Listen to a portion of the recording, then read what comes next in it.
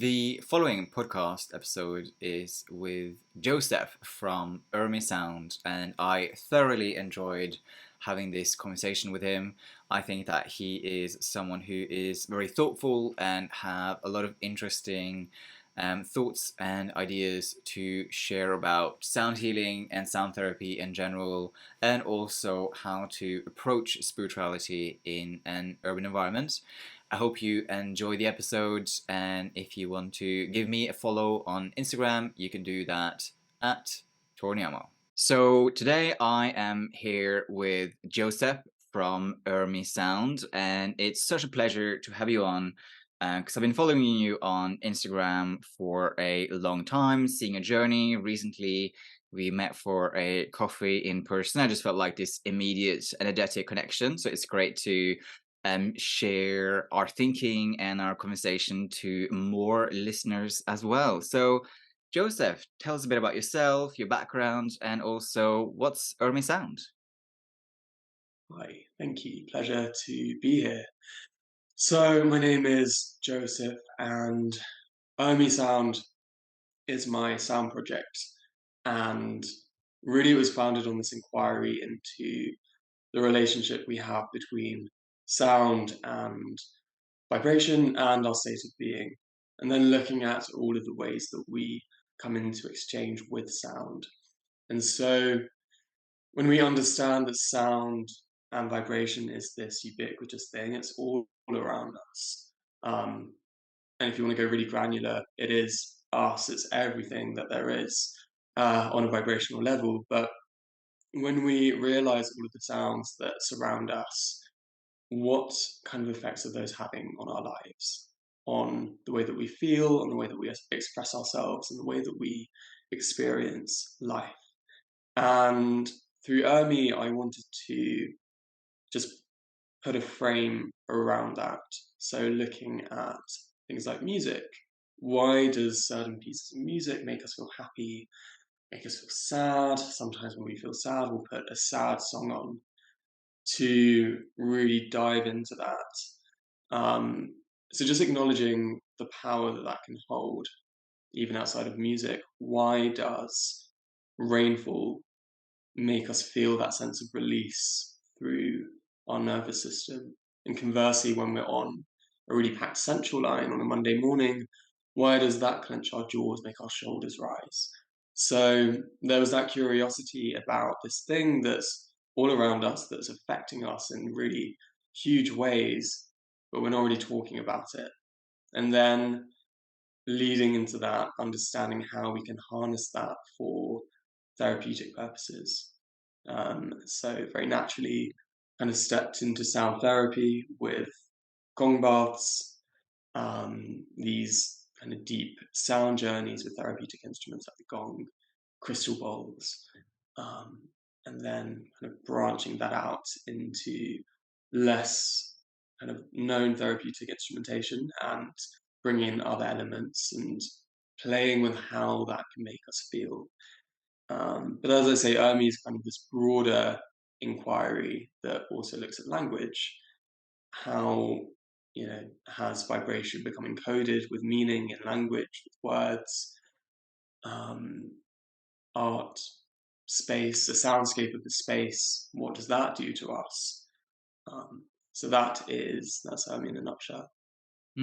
So I have recently begun attending some sound baths, and last week, was it last Sunday?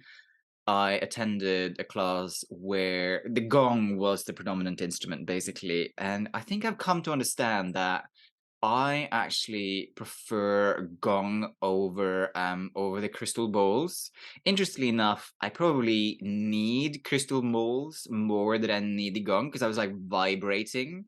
But like then it was like this level of intensity with the gong, basically, which I wasn't feeling necessarily with the bowls. But I think that the bowls is probably what I need because it's more soothing. I think like the gong was much more like uplifting, basically, and actually afterwards I was like, God, this was really intense, but I really also liked it. I think that's probably because a part of my personality is like I like a bit of intensity. But yeah, so I think I've come to terms with that. Probably the gong is my my preferred instrument, but I probably need the bowls more. So how did you get into this? Like, where did it begin? So I've had about 5 years to kind of neatly put this together in a nice linear narrative, and I still haven't been able to do that. I don't really know how it first happened. Um, I started as um, I did my yoga teacher training and my meditation teacher training, and I was teaching postural yoga for a little while. That was on a part-time basis. I still had a full-time office job, so that was very different hats that I was switching between the two. Mm, And I had my own yoga practice, but then sharing postural yoga, I wasn't sure that this felt like what I needed to share with the world. Um, so I kind of moved away from that, got closer to the mindfulness practices of yoga, and then kind of similar practices outside of the yoga tradition. And I also got really deep into the kind of philosophy, history, and literature of the yoga tradition, um, which kind of birthed my love for Sanskrit, which I later went on to study. So that's maybe a sensible starting point, because I don't think mm. I would have encountered sound in the same way as a mindfulness practice had I not started there and kind of got this foundation. So a couple of years later, I was at a music festival with some friends, and it was the first day of the music festival. It was an electronic festival called Houghton, and Houghton is known for it's curated by Craig Richards from Fabric. He owns Fabric, and he makes this amazing lineup every year of just the best artists in electronic music. So I went in there for that, not expecting this to be, um, like a peaceful, mindful experience. But I saw on the program on the first day there was a sound bath listed. I had no idea Mm. what this was. I'd never heard of one, really. Um, but I was like, this sounds really cool. So I tried to convince all my friends to go with me. None of them would come with me. Um, I think there must have been someone they wanted to see. And also they just kind of stared at me in like blank confusion when I pitched it to them. So I took myself off the festival, had no phone signal, so that was a fun time afterwards trying to find them again. But went to this, it was in this geodesic dome, and I think there was only like 6 other people. Um, but it was absolutely incredible. Just the sensation of going deep into yourself, feeling the vibration wash through the body and what that stirred within. Um, it was just such a novel experience that I was kind of hooked from that moment.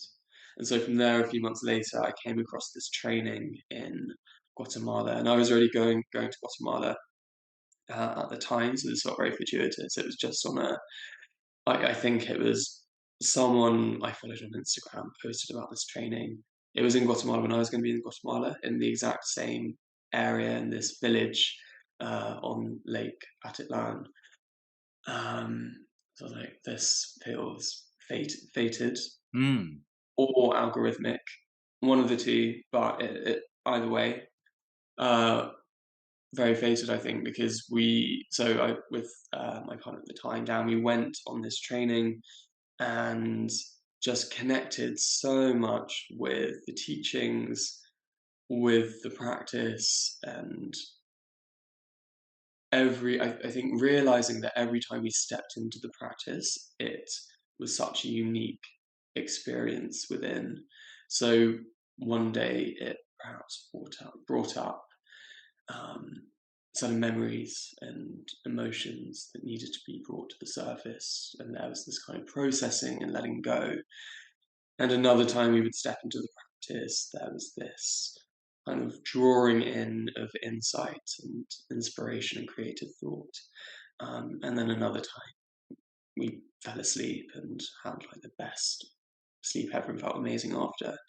Just realizing the potential this had, and kind of the range of experience that it facilitated, we really connected with, and so we both brought our own practice back to London and kind of went from there.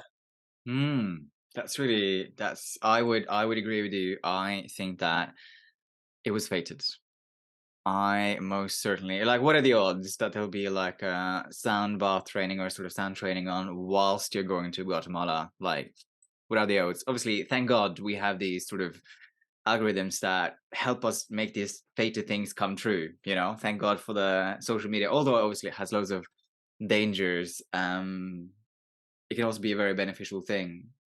So far, you have mentioned your yoga training, your meditation training, mindfulness training, obviously sound training as well. And I suspect that underlying all of that, or at least I would assume so, that there is some sort of spiritual practice or spiritual philosophy, especially with obviously by studying yoga and Sanskrit. I suppose I'm curious about with all of that learning and reflection and so on and so forth over the last 5+ years, what does spirituality now mean to you? I think one of the biggest challenges of spirituality is, or has been for me, is kind of making sense of these practices and knowledge systems which have originated in vastly different contexts to the one that they're being applied to now. So yoga, if we take yoga, for example, and how this lineage had originated thousands of years ago in the Himalayas. What does it mean to then practice that in London in 2023? Hmm. So I think that's been a challenge of working out what that means. Um, so really, I think a journey of spirituality for me has been applying these practices to the world that we live in now and kind of making peace with the fact that it is a very different world and that we have different demands and that we have different lifestyles. And so rather than trying to understand these practices in a vacuum, my experience of spirituality has been applying them to everyday life and finding the spiritual in the mundane. So um, one of the key themes of Urmi is also art, how art can be a spiritual practice, how it can Hmm. be used to enrich our lives spiritually. Simple things like food, not necessarily what we're eating, although there is that as well, but the experience of how we're eating it. Sometimes I find the most spiritually fulfilling experiences is sharing a meal with friends and with loved ones, of being in community. So that's been an interesting new step for me, is finding the spiritual in the things that we do every day. Hmm. Yeah, and I think that's, and it's a really, really hard thing to perhaps do in like an urban city, an urban environment, because we're like always on the go. And it's interesting. I did a reading for someone like a couple of months ago, and she's someone who had like a really, really strong spiritual practice, and she was someone who also had a corporate job, basically. At home, she had a really, really strong spiritual practice, but she also had I think she was the vice president of like some sort of large IT company, basically. So towards the end of the conversation, I asked her like, how do you like bring that together, or like how do you reconcile having like a corporate job and a spiritual practice? And she was like, Tor, I weave it into everyday decisions. When it comes to scaling a project or not scaling a project, or the pace of the project, or how I communicate the project to people who are above and also below me, and like how can I do that in like the most kind, compassionate way, but also to not shy away from like difficult conversation, but still doing that in like a really human way. And I think that was just such a, she just said that so beautifully. And I think that in so many ways, like kind of what you alluded to right now as well, is like, how can we bring that, quote unquote, mindfulness or consciousness or a sense of spirituality into all of our daily actions, right? Be it communicating with a loved one, having a meal, or even talking to a coworker. Like, how can we sort of channel, for lack of a better word, that sense of spirituality into everyday moments? Exactly, and to bring it into the world as well, Mm, because I think there can be the sense sometimes where we want to retreat. hmm. I've definitely had my hermit phases of Me too. spirituality where I've just wanted to meditate and shy away from the world, but what how then can we bring that back into the world and to make the world a better place? Mm. Yeah, yeah, yeah. No, exactly. And that's definitely a huge project that I'm kind of thinking about and working on, because I'm also the same. Like sometimes I'm just like, oh, it'd be so easy to just move to like a cottage in the forest and Mhm. just do like Zoom work and have no time in the city. But I do think there was something about like being able to live in the city whilst still retaining some of that spiritual integrity. I think that's a project well worth working on, basically. Exactly, someone's gotta do it. Somebody's got to do it, right? Although Yeah. someday, at some point when I'm older, I do suspect that I'll probably move to some sort of cottage in the forest and be like, somebody else can do it now. I'm done. Yeah, It's over. you hand the baton Um, over. so I'm curious about, have you looked into, and you may not have looked into this, but what about the science of like sound therapy and sound healing? What does the science say about this? Because I, in so many ways, like actually sound therapy and sound healing can be very sort of atheist. It doesn't necessarily need to have some sort of spiritual connotation. I think what it does to me is because of like the heritage and the lineage and where it sort of comes from. But in this day and age, it doesn't necessarily sort of need to do that. Like mindfulness doesn't necessarily need to have like a spiritual element to it, although I think it should, but it doesn't need to. Yeah, what have you looked into any of the science of like sound healing and sound therapy? Yeah, absolutely. I think there's so many different kind of paradigms in which you could talk about sound therapy. So you were able to speak about it in terms of what kind of brainwave state it induces, and from Mm, there, what those brainwave states induce throughout the body. So how they activate the parasympathetic nervous system, how they lower the heart rate. There's all the physiological changes that are catalyzed by that. Um, Conversely, you can talk about it in terms of energy, in terms of its, as you say, it's not inherently religious or spiritual, but it is mm, found throughout so many of different traditions around the world, mm, from the major Abrahamic religions that we're more familiar with to indigenous wisdom lineages, throughout how sound and vibration is used, whether that's for healing or for devotion or for some kind of contemplative practice. mm. We find it everywhere. Yeah, no, how does do you know how it shows up in like, because I can have a much more imagination how it actually shows up in sort of ancient wisdom or like that kind of spiritual path. But how does it really show up in like the Abrahamic religion, like that we're more familiar with? Is that more song, or how does that show up, would you say? Yeah, so I mean, one thing we find across many of those kind of core texts, sorry, many of those that we find across the core kind of texts of those religions, there's this theme of there being uh, a word or a sound or a vibration, this kind of Mm, primordial sound. So in the Bible, it says, in the beginning there was the Word, and the Word was God. In Hinduism, we have the sacred syllable of Om. mm-hmm.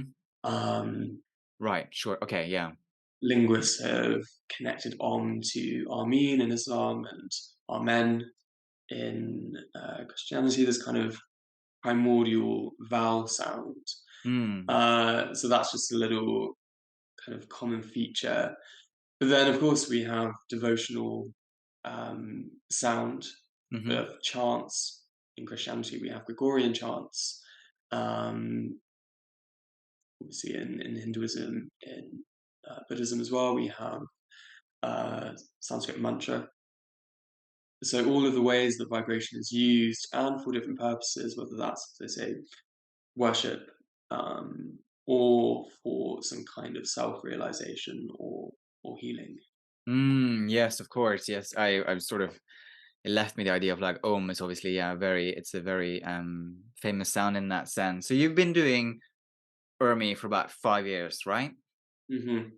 Where is it going now? Like you've had this baby for about 5 years. Like how are you bringing it? How is it aging? How is it evolving? How are you going to bring it into like adolescence? Basically, excuse the analogies, but that's what came to me in the moment. Means puberty. Urmi is puberty, basically. Yeah. Yeah, what does that mean? Well, as I alluded to before, art has become kind of front and center in my spiritual practice, and I'd really like to integrate that more into Urmi's offering. So Urmi has been historically very sound focused, and it will continue to be sound focused. But one of the offerings that I'm most excited about is something called sound play. So this borrows principles from sound therapy. Everyone gets a little mini easel. It's very cute. A canvas and some paints, and that's set up at the foot of their mat. And so it begins with a more traditional sound journey, and then afterwards, we're all invited to paint. So we take a moment with the canvas, and there's this invitation to just open and to see what emerges from the brush. Um, I think we find as well that the sound experience is so, not always, but it can be very visual and very sensory. It can bring up a lot of things. And when that's all stirring within us, that doesn't stop immediately when we ring the bell at the end. That process continues to move through us, even once we've left the space. And so I always remind people of that process, and I try to suggest ways that they can continue that process moving through and flowing outward. So if something's risen to the surface, how do we make it continue on its way? So writing is always very helpful for that movement. But the way that I found is most helpful is through art and through painting. And so there's this shared space where people are able to paint. And not only are they able to do that, but they're able to get in touch with I think we will have an inner artist, Mm. which sometimes gets taken away from us, often at an early age. You're either arty or you're not. And I think that's a real shame, because this is something that we all have, we should all tap into, because its ability to let us express ourselves with things that go beyond words. Sometimes words just don't cut it. Um, so this is kind of a dual-pronged approach to get people processing and moving that energy out, but also to connect people back to themselves and their creative expression. Mm. That's beautiful. That's really, really beautiful. Where does this interest in art come from for you? I mean, I also have a huge interest in art, so I'm really curious about like where did it come from for you? Like where did that emerge? I think it's been bubbling away in the background for a really long time. Hmm. So I should mention as well, this is actually developed in collaboration with Parabi Joshi, who is an amazing Hmm. teacher and practitioner. So we were just discussing this as an idea, and it all kind of started as a seed, and now it's been brought to life. But in terms of my own personal relationship to art. I think I've always considered it as almost something frivolous. I think it was always something I saw as enriching, but not necessarily restorative and nourishing, healing. And I think over the last 4 years, I started to understand how art made me feel and it how it could be used to kind of make sense of things and as a meaning making tool as well. Mm. Yeah, yeah. No, I also find it very therapeutical. I sometimes do that after I've done my meditation in the morning or in the evening. I just bring out like a piece of paper and I have some pens and I just scribble Mm. basically. Unfortunately, not very good at drawing. I wish it's one of the skills I wish I was better at because I do have like extremely vivid meditations and I wish there's a part of me which wish I could like bring that out on like paper because I think that could be a really interesting exhibition or whatever. It might be something Mm. I need to like pick up because I do get loads of like visions and prophecies and stuff like in my meditation. So it'd be really interesting to actually get that sort of drawn out on a piece of paper. But I'm like a stick person kind of person, and that's probably Ah, I know. does what if you change your medium to say watercolors and you're able to capture more of an abstract? Oh yeah, maybe that's a good idea. So it'll become like a more an abstract sense of it. Maybe I need to consider watercolors and do that instead. That is a really, really good shout. Yeah, because I'm like I've actually tried to do some sort of courses on, but it just doesn't. I probably haven't put enough practice into it either, but it just doesn't seem to come together basically. But maybe watercoloring is a really, really good shout of sort of get the abstract idea of it and get that down on the paper. That's not a bad idea, Joseph. I'll definitely um think about that. I've also noticed in your I noticed this a while ago, and you did also mention it when we met for a coffee, but you mentioned Earth Song, which I first of all think is a beautiful name for a project. Like you have Soundplay, Earth Song. These are great channeled names and titles for projects and ideas. What's Earth Song all about? So I've got to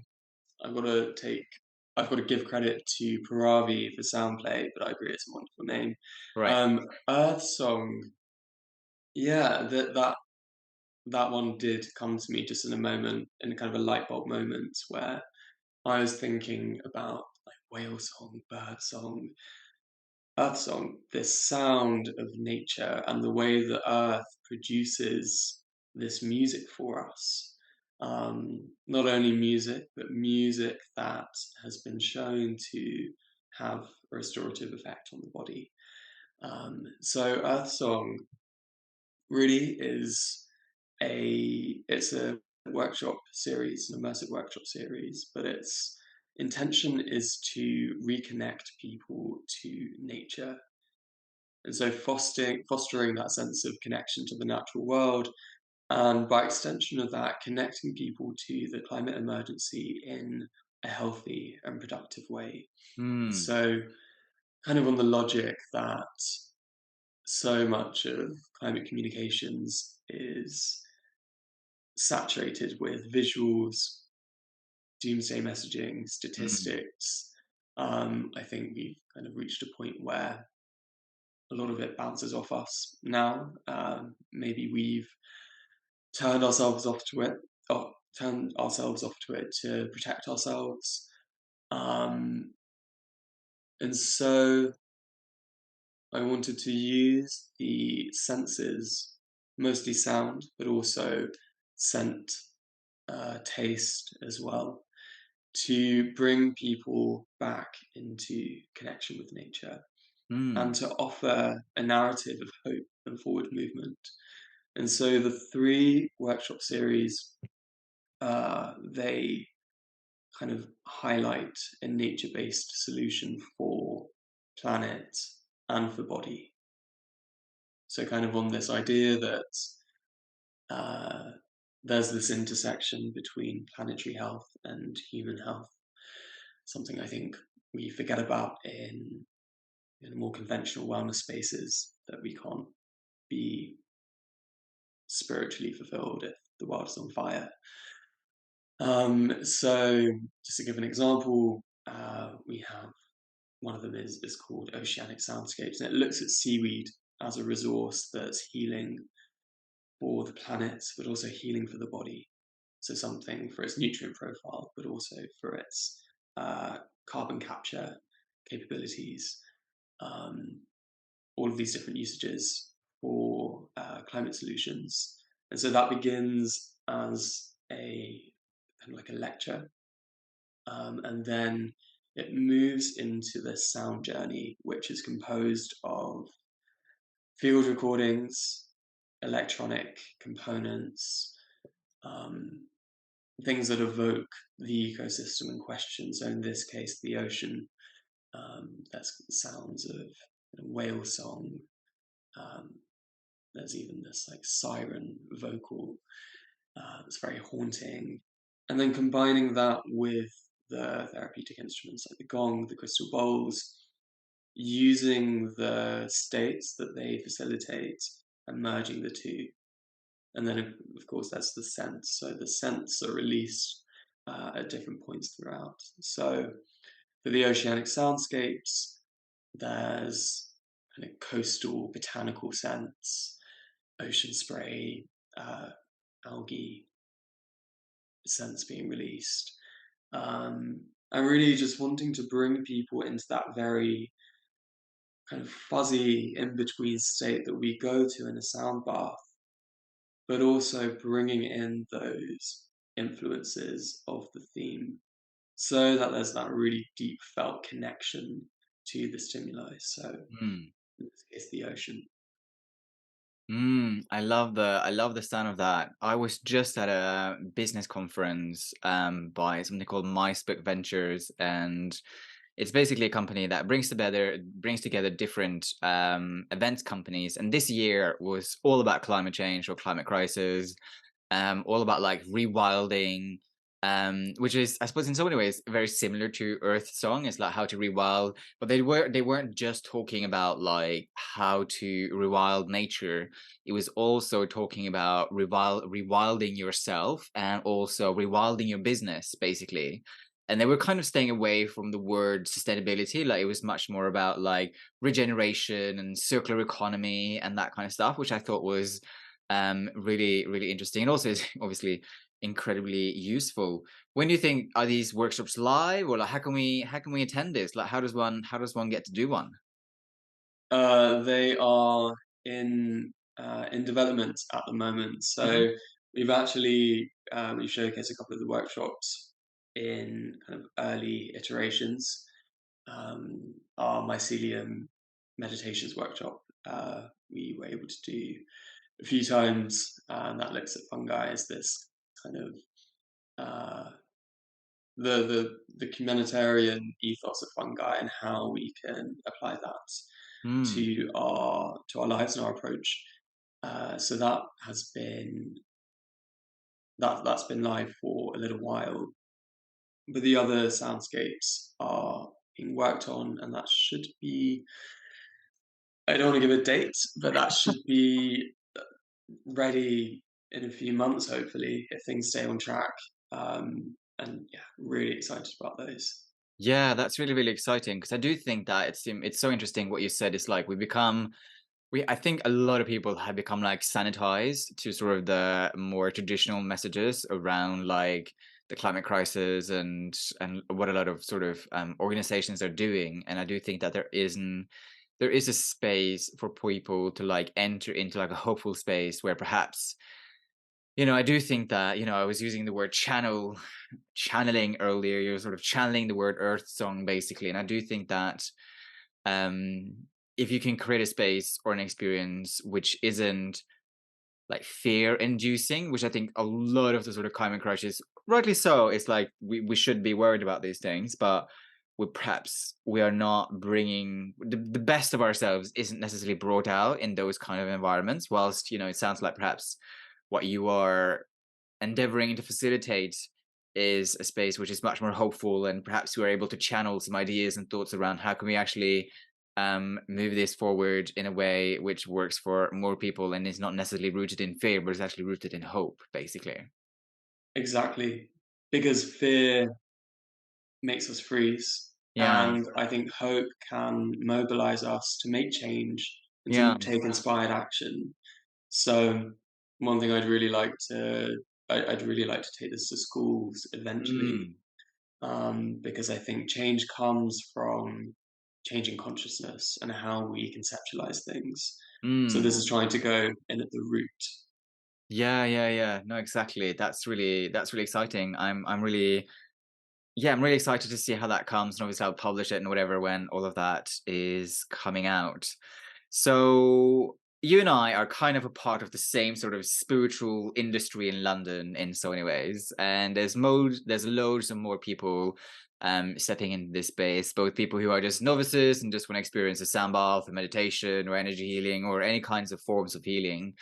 I suppose I have like two questions, and the first one, it's like, if someone is currently listening to this and they are completely new to spirituality or sambats or any like, if you were going to give them a tips on how to approach this, like what would you say to like a complete novice or beginner who's currently just stepping into this space As a as a as a participant, facility as a as a participant, participant. as a participant? Yeah, I should have made that clear. As a participant. So I always get asked from first timers, they're like, "What do I wear? What do I do?" I'm like, Hmm. nothing. The best part about this is you have to do absolutely nothing. Yeah. Just turn up, wear what you want, just something you're going to be comfortable in. But there's absolutely nothing to kind of work yourself up about here. No one's going to know that you've never done this before. You could be a pro. We will just lie down, get cozy, and close our eyes. The one piece of advice I always stress at the beginning of a sound bath is the very unique and intuitive nature of this practice. And the way I see it is that there's us and whatever we're bringing to this practice. So the parts of ourselves that resonate with the different instruments, whatever's going on in our lives, whatever's coming up. And then there's the practice itself. And there's this co creation in the middle. And of course, we're all very different. We're bringing different energies to the practice. And so one person might be having this psychedelic experience where things are flooding to the surface. Maybe they're kind of soaring through the cosmos in their own interior world, and the person next to them has been asleep for the whole time, but in this really deep, restorative, kind of deep rest state. It's like described as the best nap you'll ever have. Um, the moment we kind of let go of steering it, um, and trust that the process is unfolding however it's meant to unfold. So something is being brought up that you're being asked to revisit. Let that happen. Um, or if you just need to tap out and completely shut down for a while, let that happen. Hmm.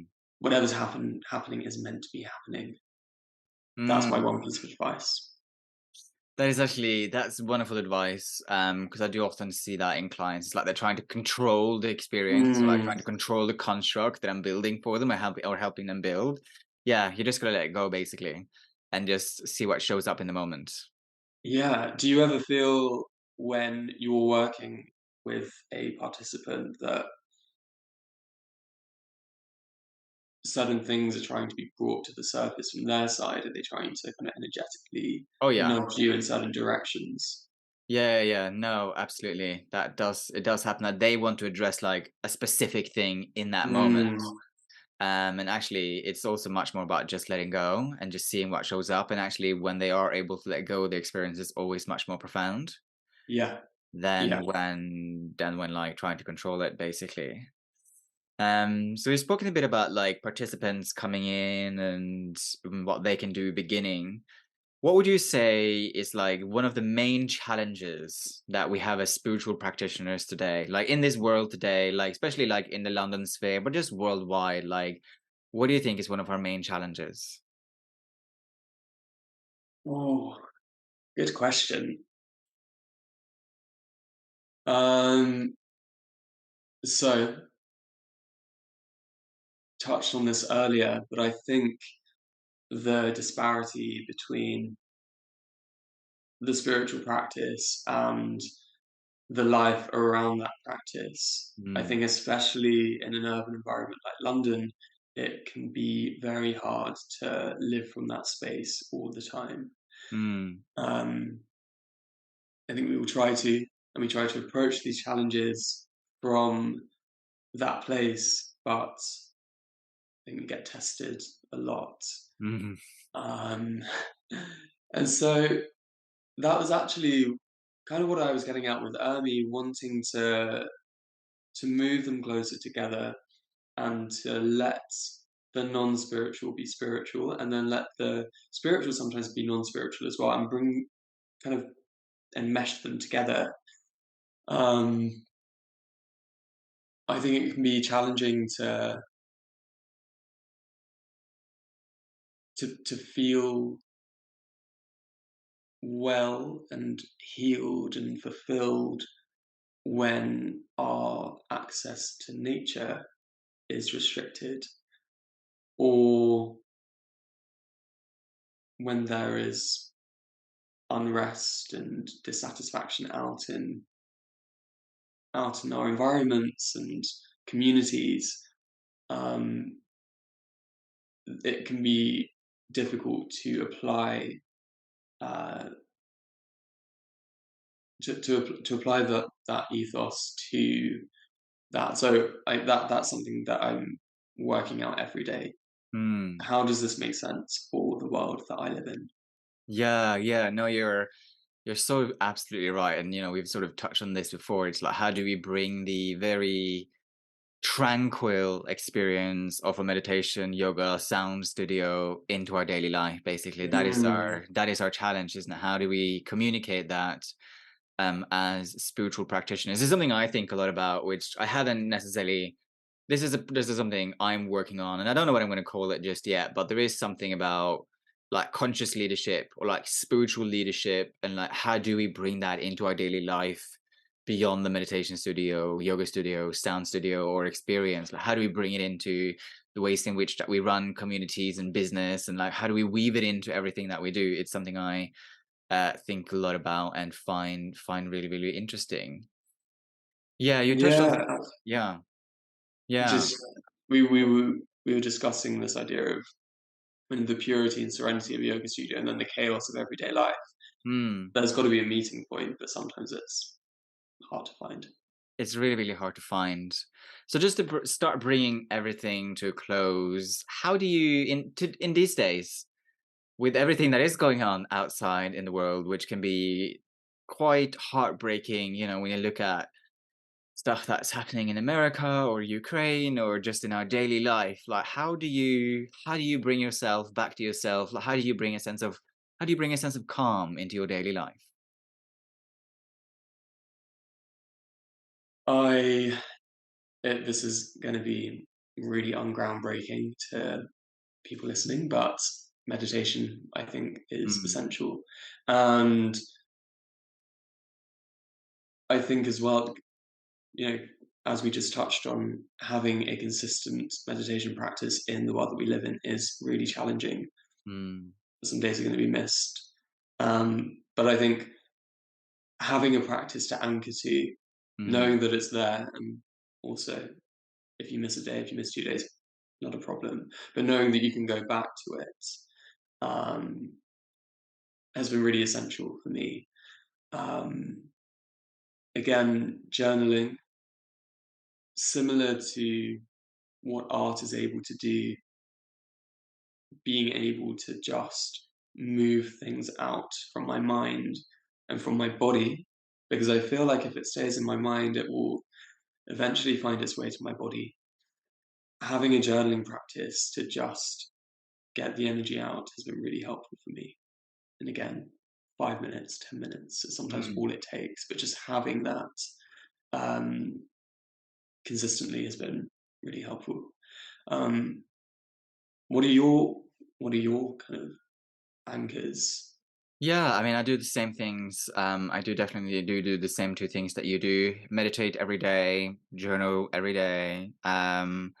I've also begun a lot recently to go on like contemplative walks, which means that leave my phone at home and go for a walk, basically.